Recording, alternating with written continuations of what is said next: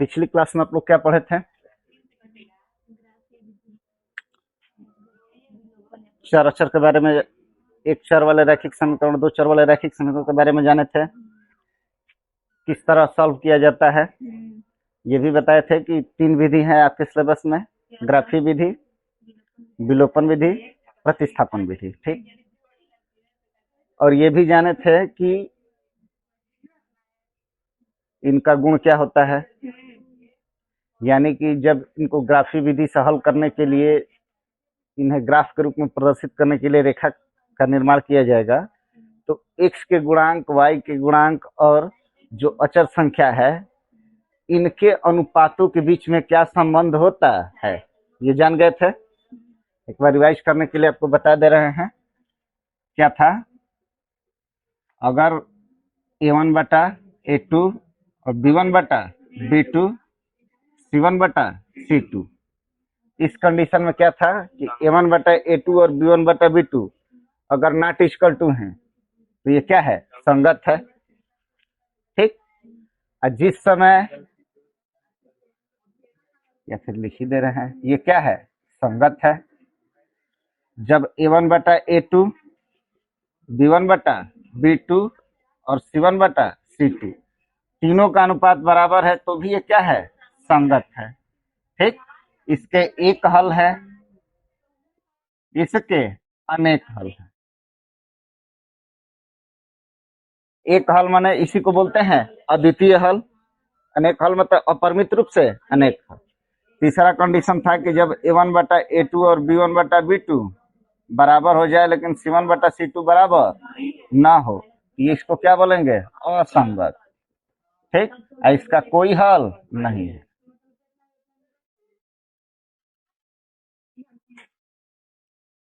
अब ये समझिए कि जो इक्वेशन आएंगे, यानी जो समीकरण आएंगे, तो संगत होंगे तभी उनका कुछ ना कुछ मान निकलेगा, और संगत वाले में कोई मान नहीं निकलेगा। समझ में आ रहा है? जैसे असंगत में एग्जाम्पल मान लीजिए, अगर आपके पास क्वेश्चन है 2x plus 3y minus 10 equal to 0, फिर a1 बटा a2 b1 बटा b2 बराबर होने के लिए ये भी क्या चाहिए? 2x प्लस 3y, और c1 बटा c2 अलग होने के लिए चलिए मान लिया 8 बराबर 0। अगर इन दोनों को घटा दिया जाए तो ये भी कट जाएगा, ये भी कट जाएगा, और क्या बचेगा? ये पॉसिबल है? मतलब समांतर होने के लिए इन दोनों का गुणांक का अनुपात, इन दोनों का गुणांक का अनुपात सेम होना चाहिए। हमने सेम ले लिया।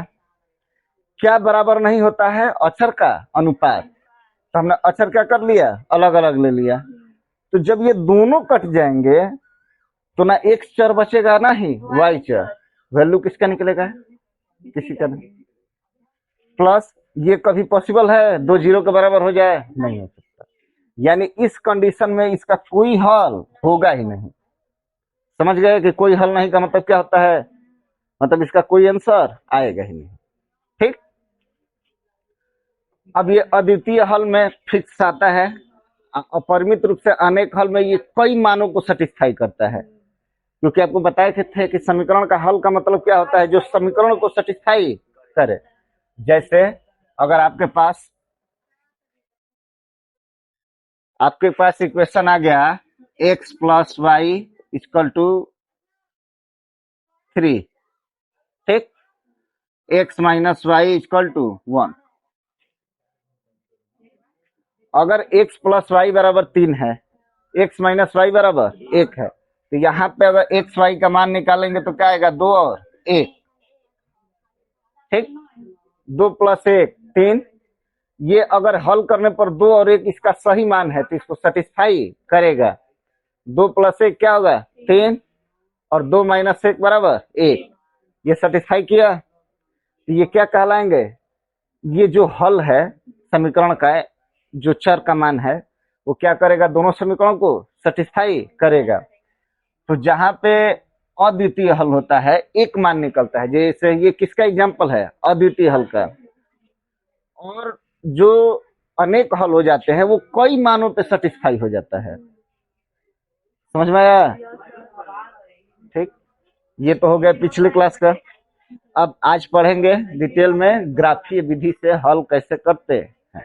स्टार्ट करते हैं। प्रश्नावली क्या है?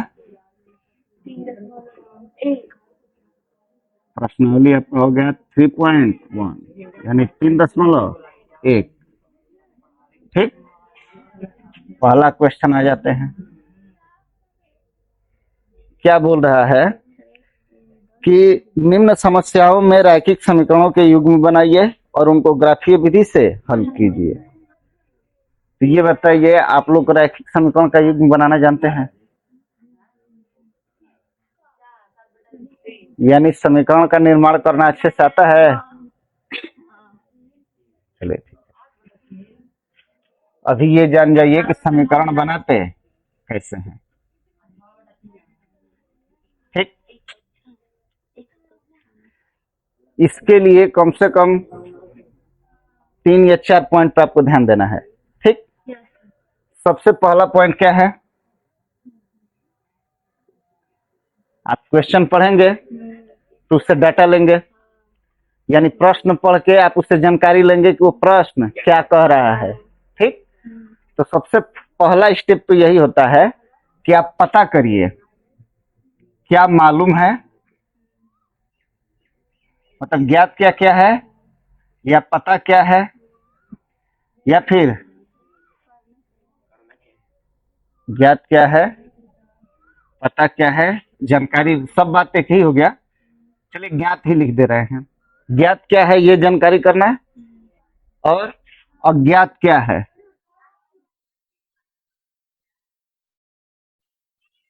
या इसी को कह सकते हैं, पहला ज्ञात क्या है और अज्ञात क्या है, या इसी को कह सकते हैं मालूम क्या करना है।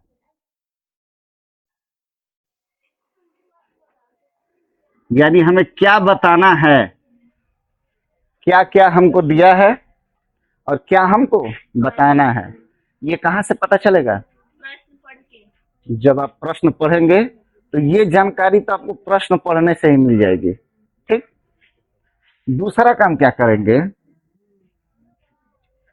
कि प्रश्न में जो दिया है, ज्ञात है को दिया है भी जानते हैं, जो जो दिया है उसके बीच में क्या रिलेशन है उसका पता करेंगे, और जो हमें निकालना है उसके बीच में क्या रिलेशन है। यानी हमें कुछ चीजें जानकारी है, कुछ चीजें पता करनी है। तो जो जानकारी है उनका प्रयोग करके जो जानकारी करना है उसके बीच वो वहां तक तो कैसे पहुंचेंगे, ये संबंध आपको क्या कर रहा है, निर्धारित करना है। और यहीं पे आपके मतलब सोचने की कैपेसिटी की आवश्यकता होगी। ठीक, ये कोई और निर्धारित नहीं करेगा, आप निर्धारित करेंगे कि आपके पास ये चीजें हैं और आपको यहां तक पहुंचना है। ठीक, तो ये क्या करेंगे कि जो दिया है उसमें या जो ज्ञात करना है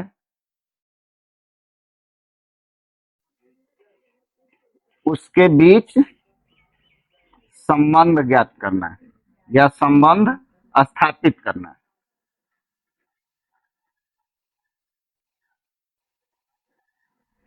ठीक, पहला काम क्या करेंगे, क्वेश्चन पढ़ेंगे और ये जानेंगे कि क्या हमें मालूम है और क्या हमें मालूम करना है। ठीक, दूसरा काम क्या करेंगे कि जो जो हमें मालूम है उसके बीच में क्या रिलेशन है, और जो हमें निकालना है, जो दिया है जो निकालना है उसके बीच में क्या रिलेशन है, ये बनाना। ठीक, तीसरा स्टेप क्या होता है, इसी चीज को बीज गणितीय रूप में लिख देना।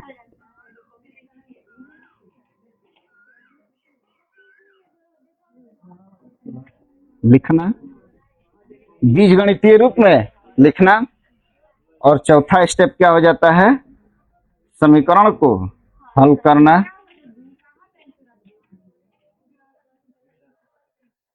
और जो आंसर है, हल है, उसको क्या करना है, चेक भी कर लेंगे कि सही है कि नहीं, चेक कर लेना। ठीक, यानी यही स्टेप होता है सारे समीकरण को, जितने बीजगणितीय समीकरण है उसको सॉल्व करने का। सबसे पहला काम क्या करेंगे, जो जो हमें मालूम है और जो नहीं मालूम है या जो मालूम करना है उसको पता करना, और जो दिया है वो और जो ज्ञात करना है उसके बीच में किस तरह संबंध कहा है। जैसे मान लीजिए एग्जाम्पल के तौर पे क्वेश्चन में कह दिया कि किसी संख्या में 10 जोड़ने पर वो संख्या अपने आप ही दोगुनी हो जाती है। ठीक, मान लीजिए यही सवाल है कि किसी संख्या में 10 जोड़ने पर वो संख्या खुद की दोगुनी हो जाती है, तो इसको समीकरण बनाना, सिर्फ अभी यही समीकरण बनाना, इसी के फिर हल करना बताएंगे। ठीक, ये बताइए ये कह क्या रहा है, तो मान लेंगे कि वो संख्या क्या है, x है। कंडीशन क्या दे रहा है कि जब इसमें 10 जोड़ रहे हैं तो ये इसका खुद का दुगना हो जा रहा है, यानी इसमें अगर 10 जोड़ देंगे तो ये जो x है ये क्या हो जा रहा है, दुगना हो जा रहा है। यानी इसका वैल्यू इसी x में 10 जोड़ने पर इसी x के दोगुने के बराबर है, तो इन दोनों को क्या कर दिए, बराबर। ओके, समझ गए। क्वेश्चन क्या था कि किसी संख्या में 10 जोड़ने पर वो संख्या खुद की दोगुनी हो जाती है, तो संख्या बताइए। तो आपने क्या क्या आपको मालूम था कि एक संख्या है, ये बात मालूम है, जिसमें 10 जोड़ा जाना है ये भी बात मालूम है, तो वो क्या हो जाएगी, दोगुना हो जाएगी, ये भी बात मालूम है। तो मालूम क्या करना था कि वो संख्या बताना था। ठीक, अब संबंध आपने क्या इसमें स्थापित किया, तो संबंध यही स्थापित किया कि ये क्या है, दोगुना कर दिया और 10 इधर जोड़ दिया, तो यानी आप सोचे कि इसी संख्या में 10 जोड़े हैं तो इसी संख्या के दोगुने के बराबर होगा, यही बात आप निकाले हैं और इसी को क्या कर दिए हैं, गणितीय रूप में लिख दिए हैं। और जब गणितीय रूप में लिख दिए हैं तो चौथा स्टेप क्या है, इसको सॉल्व कर देना। तो सॉल्व करोगे नॉर्मली तो ये इधर जाके x घट जाएगा, तो x बराबर क्या हो जाएगा, 10। यानी वो संख्या क्या है, 10 है। क्यों, क्योंकि 10 में 10 जोड़ोगे तो क्या आ जाएगा, 20, तो 10 का दुगना हो जाएगा ना 20, यानी ये सेटिस्फाई कर रहा है 10 को। तो समीकरण को सॉल्व किए तो क्या आया, 10, और चेक भी कर लिए कि ये बात सही है कि नहीं, तो वैल्यू रख के देख लो, 10 + 10 20, इधर 10 × 2 बराबर 20, यानी सही। समझ में आया। मान लो कोई और एग्जांपल ले लो, जैसे कह दे कि संख्या पे ही बता दे रहे हैं, किसी संख्या का दोगुने से 3 अधिक। ठीक, किसी संख्या का दोगुने से 3 अधिक, उसके 3 गुने से 1 कम है। क्वेश्चन समझ गए। किसी संख्या का दोगुने से 3 अधिक, उसके 3 गुने से 1 कम है, तो वो संख्या बताइए। अगर ये क्वेश्चन आ गया तो आपको क्या क्या मालूम है, मालूम यही है कि उस संख्या का दोगुना से 3 अधिक करना है, और वो उसका जो वैल्यू आएगा उस संख्या के 3 गुने से 1 कम के बराबर आएगा। ये संबंध आप माइंड में एकदम श्योर हो गए सवाल पढ़ के। तो अब मान लिए कि वो संख्या क्या है, y है, तो इसके 2 गुने से 3 अधिक करना है, इस y को क्या कर दो, 2 गुना कर दो और इसमें 3 अधिक कर दो। पहला कंडीशन आ गया कि हमने क्या किया, संख्या के 2 गुने से 3 अधिक कर दिया। अब ये इसका वैल्यू क्या है, तो इसी संख्या के 3 गुने से 1 कम है, तो इसी संख्या का 3 गुना 3y होगा, इससे 1 कम कर दिए। अब तो ये दोनों बराबर हो गए ना, संख्या का 2 गुना से 3 अधिक उस संख्या के 3 गुने से 1 कम के बराबर है। यही बात बोला है, जो क्वेश्चन में बोलता है उसी को क्या करना होता है, बीजगणितीय रूप में लिख देना होता है, और फिर सॉल्व कर दीजिए। जनरल सॉल्व करोगे तो ये 3 है, -1 है तो इधर आएगा तो +1, इधर 3y है, इधर जाएगा तो -2y, तो 4 बराबर क्या हो गया, y, यानी y का मान क्या हो गया, 4। खुद से देख लो, 4 का दुगुना करो, 4 दूनी 8, उसमें 3 जोड़ो कितना हो जाएगा, 11, और फिर 4 का 3 गुना करो हो जाएगा 12, और उसमें से 1 घटाओ कितना आएगा, 11, यानी सही है। 4 का दुगुना से 3 अधिक 11 होता है, और 4 के 3 गुने से कम भी 11 ही होता है। समझ में आ गया? अब इसको मिटा दिया जाए, ये नोट। नेक्स्ट, अब इसका यूज करके हम लोग क्या करेंगे कि चलिए अभी इसको नहीं मिटाते हैं। देखिए इसी का इस्तेमाल कैसे है। पहला क्वेश्चन का पहला नंबर क्वेश्चन क्या है? फर्स्ट का 1 नंबर का रहा है कि कक्षा 10 के 10 विद्यार्थियों ने एक गणित की पहेली प्रतियोगिता में भाग लिया। यानी ये दिया है कि क्लास 10 के कितने बच्चे हैं? 10। अब वो कहाँ भाग ले रहे हैं? गणित की प्रतियोगिता में। यदि लड़कियों की संख्या लड़कों की संख्या से 4 अधिक हो, यानी टोटल 10 विद्यार्थी कहा है। विद्यार्थी में लड़के भी आते हैं, लड़कियां भी आती हैं। आगे का ये कंडीशन क्या कर रहा है? क्लियर कर रहा है कि क्या कहना चाह रहा है। कह रहा है कि लड़कियों की संख्या लड़कों की संख्या से 4 अधिक हो तो प्रतियोगिता में भाग लिए लड़कों और लड़कियों की संख्या ज्ञात कीजिए। यानी ये सवाल पढ़ के आपको क्या क्या मालूम हुआ कि टोटल कितने विद्यार्थी हैं? 10। ये बात तो पता चल गई। लड़कियों की संख्या लड़कों से क्या है? 4 अधिक है। 2 चीजें पता चली कि टोटल संख्या है 10 और लड़कियों की संख्या है लड़कों से 4 अधिक। तो अब बताना है कि लड़के कितने हैं और लड़कियां कितनी हैं। ठीक। और ये भी कह रहे हैं कि इसको ग्राफी विधि से हल कीजिए। हाँ, उनके ग्राफी विधि से हल कीजिए। तो पहले समीकरण बनाते हैं। मान लेते हैं कि क्या मान ले? लड़कियों की संख्या माने लड़कों की संख्या। माना लड़कों की संख्या x है, ठीक, और लड़कियों की संख्या y है।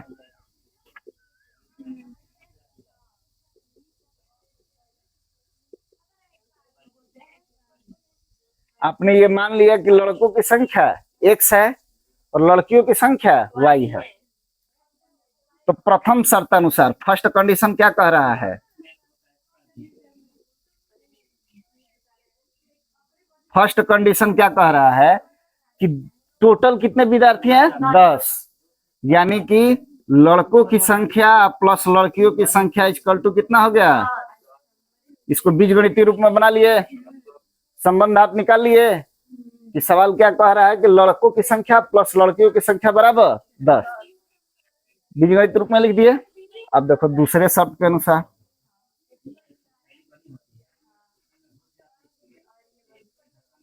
द्वितीय शर्त अनुसार, दूसरे शर्त के अनुसार क्या कह रहा है कि लड़कियों को बोलता है ना, लड़कियों की संख्या लड़कों की संख्या से 4 अधिक है। तो लड़कियां क्या माने हो? y। ये y है जो लड़कों की संख्या यानी x से 4 अधिक है। मान लो ये y हो गया और ये x हो गया, ये 4 अधिक है। तो इनको बराबर करेंगे क्योंकि समीकरण में बराबर का चिन्ह होता है तभी समीकरण बनता है। तो ये जब 4 अधिक है तो 2 ऑप्शन है, या तो इसको भी 4 बढ़ा दो तो दोनों बराबर हो जाएंगे, या फिर ये y है और ये x है तो इसमें से 4 घटा दो तब ये बराबर हो जाएंगे। 2 कंडीशन बनेगा। या तो तुमको सवाल में बता रहा है कि ये 4 अधिक है, या तो इसमें भी 4 जोड़ दो तो भी ये बन जाएगा, दोनों बराबर हो जाएंगे। या तो इसमें से 4 घटा दो तो भी ये क्या हो जाएंगे? बराबर हो जाएंगे। और मान में कोई अंतर नहीं आएगा। समीकरण को सॉल्व करने का जनरल रूल में आपको बताए थे कि जब एक पक्ष से दूसरे पक्ष में कोई अंक जाता है या कोई चर अचर कुछ भी जाता है तो उसके गुणांक का चिन्ह क्या होता है? बदल जाता है। यानी प्लस हो तो माइनस हो जाता है, माइनस हो तो प्लस हो जाता है, गुणा हो तो भाग हो जाता है, भाग हो तो गुणा हो जाता है। ये बात आपको पता है पहले से। तो ये दोनों एक ही कंडीशन को व्यक्त कर रहे हैं, इन दोनों में कोई डिफरेंस नहीं है। क्यों? आप देखो कि ये y है बराबर x प्लस 4 है। अगर 4 को इधर हम लाए तो -4 हो जाएगा, क्योंकि प्लस 4 है तो इधर आएगा तो -4, इधर x बच जाएगा। दोनों एक ही बात प्रदर्शित कर रहा है कि नहीं? तो इसमें से किसी को भी एक समीकरण मान लेंगे। मान लीजिए हम इसी को बना रहे हैं, क्या बन जाएगा? y और हो गया -x बराबर 4। इसको कर दिया समीकरण 2। अब इन दोनों को क्या करना है? सॉल्व। ठीक, तो ये तो आप समझ गए, इसके अनुसार आपने बना दिया। लेकिन सॉल्व कैसे करना है? तो कह रहा है ग्राफीय विधि से। तब ग्राफीय विधि से इसको सॉल्व करते हैं। ठीक, ग्राफीय विधि सॉल्व करने के लिए आपको ग्राफ बनाने आना चाहिए। पिछली कक्षा में आप लोग पढ़े हैं अच्छे से निर्देशांक ज्यामिति। ठीक, ग्राफ बना लेंगे। चलिए, ये क्या है? एक्स अक्ष, और ये क्या है? वाई अक्ष।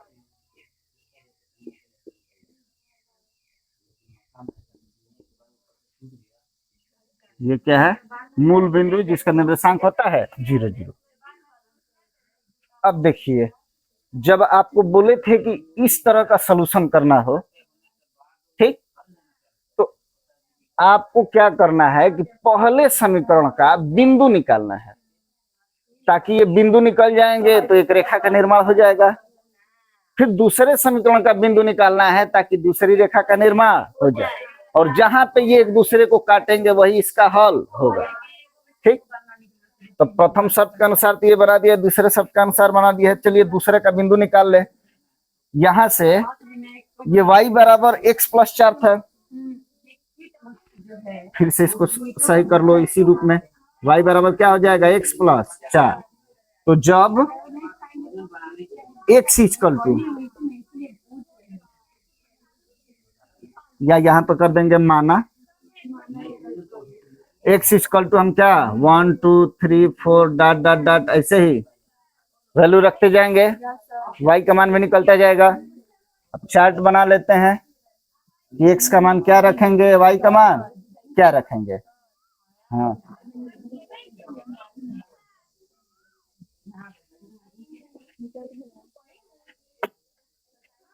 ठीक।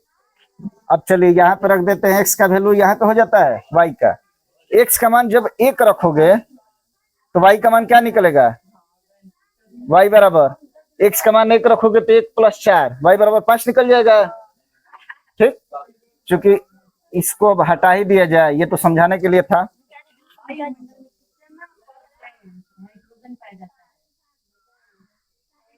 ठीक, ये समीकरण 2 है आपका।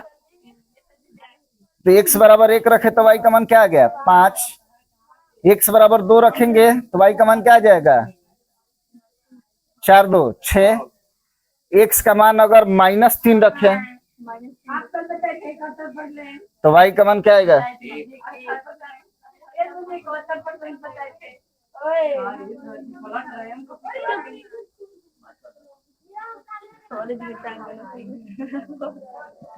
जब x का मान रखेंगे -3 तो y का मान क्या हो जाएगा? -3 प्लस 4, यानी y का मान आ जाएगा 1। इसमें से कोई भी दो बिंदु निकाल करके, कोई भी दो बिंदु स्थापित करके क्या कर देंगे? रेखा का निर्माण कर देंगे। ये आपका पहला शर्त है। तो इसके अनुसार ये y का, किसका y का मान निकाले है ना, यहाँ भी y बराबर निकाल लो। क्या हो जाएगा? y बराबर 10 माइनस x।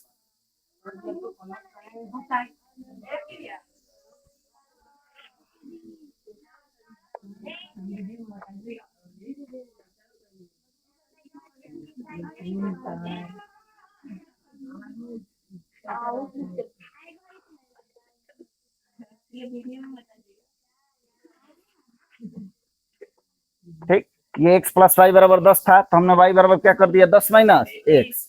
अब यहाँ x का मान वेरी करो। माना जब x बराबर क्या रखें? 1 2 3 4 कुछ भी रख सकते हो, कोई भी पूर्णांक।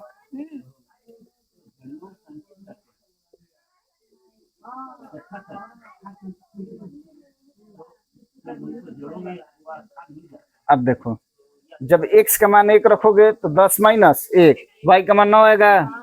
कुछ बड़ा रखो ताकि आसानी से बन सके। यानी आपको ध्यान देना है कि ग्राफ में ऐसा पॉइंट लेना है जो कम से कम स्पेस में बन जाए अच्छे से। मान लो हम यहाँ x का मान रख देते हैं 50, तो y का मान क्या आ जाएगा? 10 माइनस 50 40। तो आपको यहाँ पे 40 और 50 तक आगे बढ़ना पड़ेगा ना बिंदु दर्शाने के लिए, तो कोई फायदा होगा नहीं। तो ऐसा बिंदु लेना है जो कम से कम हो या मूल बिंदु के आसपास हो। ठीक, तो हमने रख दिया x का मान माना कि 5, तो y का मान क्या आ जाएगा? 10 माइनस 5, y भी आ जाएगा 5। हमने x का मान रख दिया 6, तो y का मान क्या आ जाएगा 10 माइनस 6 4। x का मान रख दिया 2, तो y का मान आ जाएगा 10 माइनस 2 8। ठीक, यानी जिस समय x का मान 5 रखे उस समय y का मान कितना आ गया 10 माइनस 5 यानी 5। जिस समय x का मान हमने 6 रखा उस समय क्या हो जाएगा 10 माइनस 6 4। जिस समय 2 रखा तो 2 माइनस 10 माइनस 2 क्या हो जाएगा 8। ठीक, यानी हमें पहले समीकरण के लिए बिंदु मिल गया 5 5 6 4 2 8। दूसरे समीकरण के लिए बिंदु मिल गया 1 5 2 6 माइनस 3 1। चलिए बनाने की कोशिश करते हैं, चूंकि फ्री हैंड बना रहे हैं तो एग्जैक्ट तो नहीं आएगा लेकिन लगभग आ जाएगा। ठीक,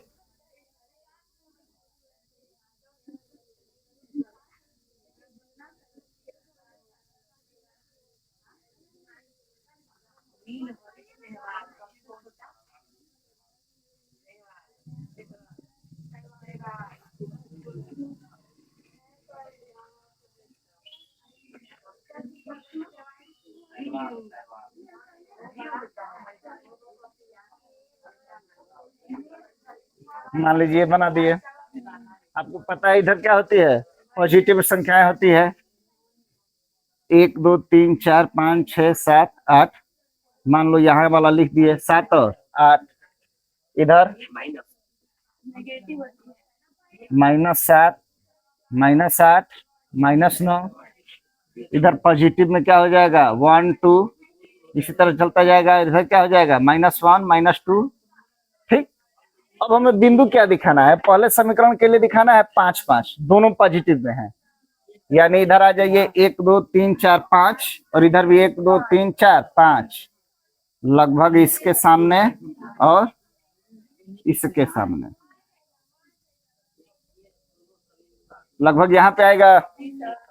ठीक, क्योंकि हम लोग फ्री हैंड बना रहे हैं तो एग्जैक्ट सही आए ये जरूरी नहीं है। दूसरा बिंदु हो गया हमारा 6 4, यानी प्लस में 6 है x का मान और y का मान भी प्लस में 4 है। तो इधर ये हो गया 6 और ये हो गया 4, यानी लगभग यहाँ पे 2 बिंदु मिल गए। यानी रेखा किस तरह जा रही है, कुछ इस तरह से जा रही है दोनों बिंदु से होते हुए। ठीक,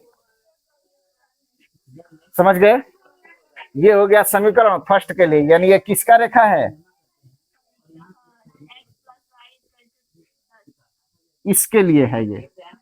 ठीक, अब दूसरा बिंदु क्या है, दूसरा रेखा के लिए दूसरे समीकरण के लिए बिंदु क्या है 1 और 5। तो प्लस में 1 और प्लस में 5, यानी x का मान 1 और y का मान 5 यहाँ पे पड़ेगा लगभग। तो ये बिंदु हो गया। दूसरा है 2 और 6, x का मान 2 और y का मान 6, यानी x का मान लगभग 2 और y का मान 6। ये बिंदु यहाँ पे जा रहा है लगभग लगभग। ठीक,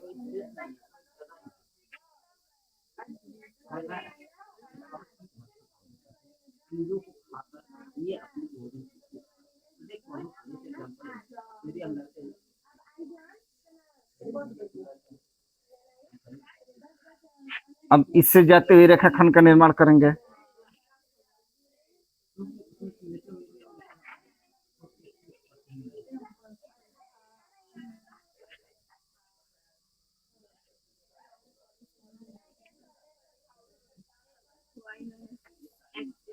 ये समझ में आ गया। अब देखिए ये दोनों लगभग कहाँ काट रहे हैं,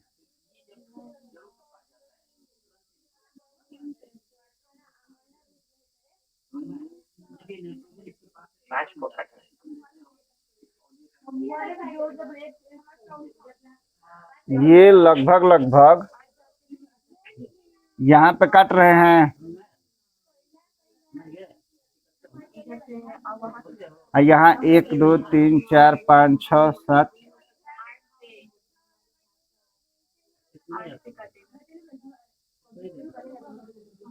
8 यहाँ पे है ना, चलो 7 यहाँ पे बना लो।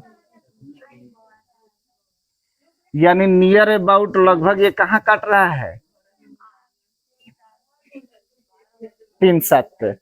ठीक, ये कौन सा बिंदु था,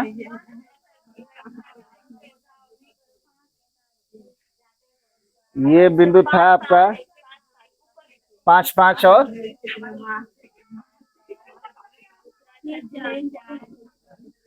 ये बिंदु कौन सा था,